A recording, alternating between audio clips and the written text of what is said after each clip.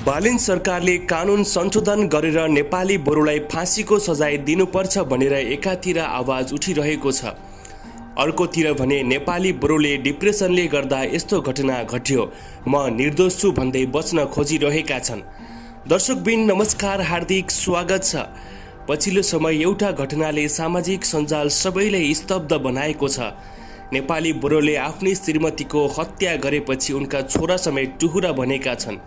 ईश्वरी भुजेल मृत्यु प्रकरणमा पक्राउ परेका नेपाली बोरो भनेर चिनिने कुमार थापाले अनुसन्धानका क्रममा आफू डिप्रेसनको औषधि सेवन गरिरहेको बताएको स्रोतले जनाएको छ।